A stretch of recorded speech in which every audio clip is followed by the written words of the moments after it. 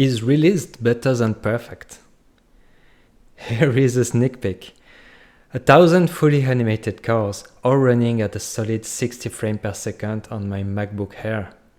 No tricks, no baked frame. It's just real-time Unity powered by my GameFeel tool, the tool I've been building over the past few months. And yes, there is still room for improvement, but that's okay. When working on personal projects, it's surprisingly hard to stay in a production mindset. I catch myself over-polishing, chasing perfection, and delaying feedbacks, as if my personal value is tied to the quality of the work.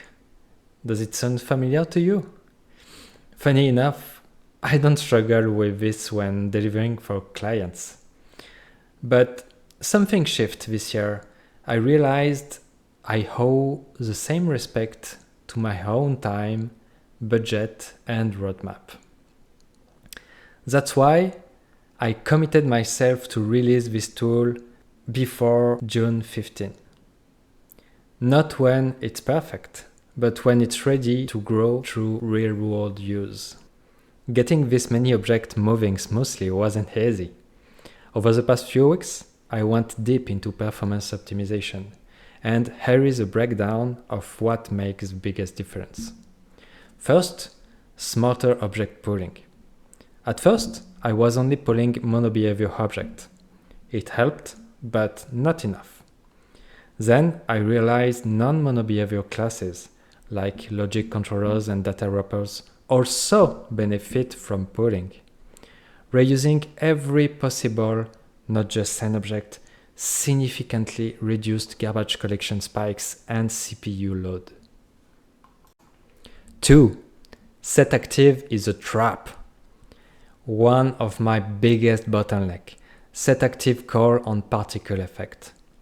Every time I pull a particle, calling SetActive was killing performances, because Unity triggers awake again. The fix? I stopped deactivating the particle directly. Instead, now I parent them to an inactive game object in the scene. This keeps them off-screen and out of the update loop without triggering lifecycle callbacks again. 3. Flatten the hierarchy. I discovered that prefab complexity was another silent killer.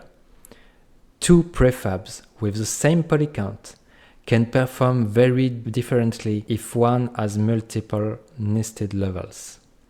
So I rebuilt my core prefab with simplified hierarchy, fewer child objects, fewer transforms.